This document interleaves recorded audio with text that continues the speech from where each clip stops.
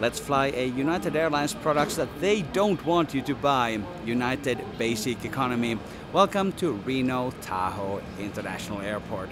The new Basic Economy from United Airlines is an even more stripped down version of economy class. We'll look at the details as I navigate the airport in Reno, Nevada. My destination today is Cincinnati, Ohio. Getting there will take all day as I'm connecting in Denver, Colorado. The two flights are around 2 hours each. Welcome to my channel, Markus Travels. I paid for this trip myself so that you get a travel review that is authentic and not sponsored. But United almost did not want me to pay for this specific fare. At multiple points in the booking process, they highlighted all the restrictions of this basic economy ticket. They include, most notably, the following: no free carry-on bag, just a personal item, no checked bag, and no seat selection. When booking, you had to very explicitly confirm that you understand these restrictions. They sell the ticket, but it really feels like they don't want you to book the basic economy fare. Even after booking, they kept highlighting those restrictions. The United Airlines Basic Economy is very similar to flying EasyJet or Ryanair.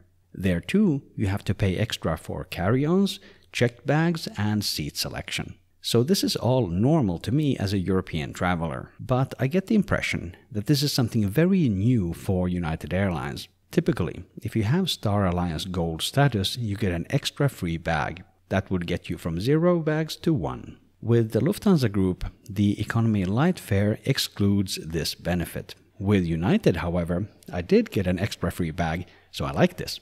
Check-in is done. It was lightning fast. There were no people at the Premier Access counter. That, of course, is not part of this basic economy product. I got the Premier Access thanks to my Star Gold status instead. I checked in the main compartment of my Osprey backpack at the counter. It was checked through to my final destination in Cincinnati. At the desk, I also asked to get a window seat. The lady was able to get me one on the second flight. That's a little travel hack. Even if you can't get seat selection via the online check-in, you can always ask at the counter. Now let's go through security. Unfortunately, there is no Star Gold Lounge here at the Reno Tahoe Airport. So let's just grab something to eat with the other passengers in the normal area. I don't want to sound like a prick. Let's just grab something to eat with the normal. Let's just eat at one of the restaurants. There we go. My Star Gold status did not get me access to any kind of priority security. This is unfortunate, but it feels real basic economy. I got through security and totally took about 25 minutes. And one of my bins got selected for a manual extra inspection. I think there were 5 people looking at it. It contained this camera that I'm using and my coat with wallets and keys and things like that. I guess it's this kind of bigger camera that gets a little bit more extra attention. But it's all good. We still have an hour until boarding, so I'm not stressed. One thing I like about American airports is that they use the screens at the gate to show varied and useful information like the upgrade list. I made it to the gate Charlie 3, where the United flight over to Denver will board in approximately 30 minutes. My meal was this slice of pizza. The bottle is from my hotel in Chicago a few days earlier. They use refillable aluminum bottles in the room instead of plastic, which is a really good choice. This became my travel bottle for this trip. Our 737-800 has arrived. Looks great in the desert sun. All right, let's board this United aircraft here among all of the gambling machines, all these slot machines, these Wheel of Fortune machines that I have around me. Very typical for Reno. One piece of tragedy has stuck. I've lost a little wind foam cover on my Comica microphone. That should theoretically mean that the audio quality is a little bit better, but I can't really use it outdoors now if there's even a little bit of wind. United boards by groups.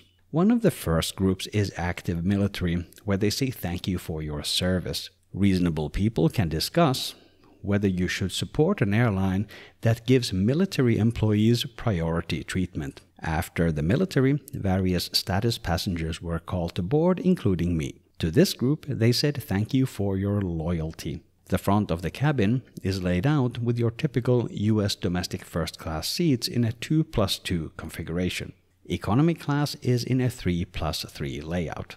My seat was in the aisle, so we'll save the views for the next leg when we take off from Denver. Here on the flight from Reno to Denver, I am enjoying some very limited legroom. There's a printed in-flight magazine and real individual air vents. Nice. Upstairs, I had no problem fitting my small backpack in the overhead bins. After takeoff, we get a drink and some snacks. This is a 2-hour flight. There is no food service, not even to buy. This is not some irregular operation today. This is how United designed it. They made it clear when I booked that there is no food on board. That is pathetic. This is worse than an ultra-low-cost carrier. At least EasyJet would sell you something to eat. On a 2-hour flight, this is real bad. And this has nothing to do with the basic economy ticket. Even in first class, they had no food. Also, as planned. I just arrived in Denver. It's only about 20 minutes until the boarding time for the next flight over to Cincinnati. And I'm supposed to change concourses from A, where I arrived, over to B. Let's see if this is possible or not. I don't know what the connection system here is. Wish me luck. We arrived at gate Alpha 15 and are departing from Bravo 7. Denver is a bigger airport than I remember. There's a train that takes me to the next concourse. I would have preferred a layover of about 3 hours. That would have allowed me to connect without any stress and to visit the lounge. We made it through the transfer over to the Bravo terminal. Now let's go and find Bravo 7. I think it's at the very end of this hallway. I think we're going to make it, but it's going to be pretty tight. I would not recommend a sub 1 hour transfer time at the Denver airport. This is far too stressful for my lifestyle. At this point, I am getting really hungry. I cannot express how disappointing it is to not have food on a so-called full-service carrier. I pick up an overpriced sandwich at one of the little kiosks near the gate. I barely had time to do that. Oh man, I arrived at the gate as they were boarding. This is not the stress-free lifestyle. If you're getting value from the video, please hit the like button. Thank you for doing that. There's nothing special about this aircraft. Same layout as before, but this time I have a window seat, which is great. I made it on board and made myself comfortable here in 27 Foxtrot. Legroom is once again very limited, but the seat does have a more modern design. There's a coat hook on the side, and once again we have individual air vents. Good choice. The armrest between the seats can be adjusted up and down. The headrest too can be adjusted like so. Except for the legroom, this is a decent economy class seat. The crew outside spent a lot of time on and around this ladder by the wing. I don't know exactly what they were up to. Whatever it was, they must have sorted it out, and after a while they removed the stairs. It's a beautiful day to fly. This is also a good reminder to me that Denver is not only about the Rocky Mountains, it's also about the prairies. I'll give you my conclusion once we land, but let me talk about the price. For this one-way itinerary, I paid 150 Swiss francs, which is $177 US. To fly halfway across the US, that's cheap.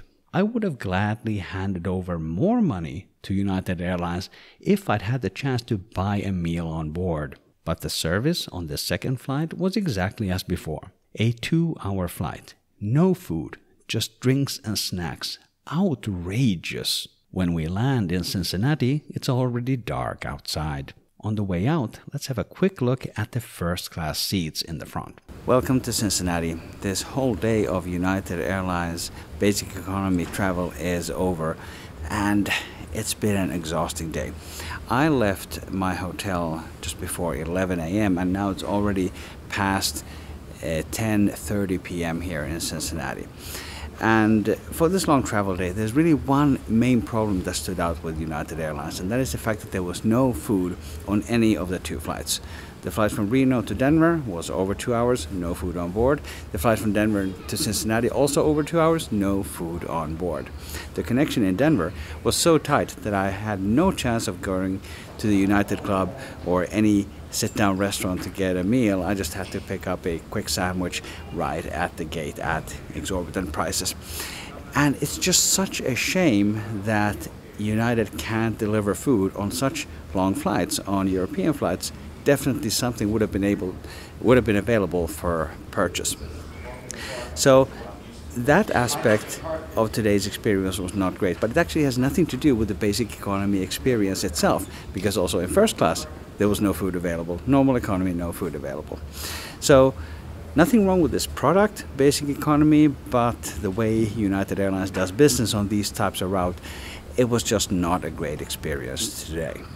For my full experience flying United first, click or tap the screen right here. Thank you very much for watching Markus Travels, and I will see you in the next video.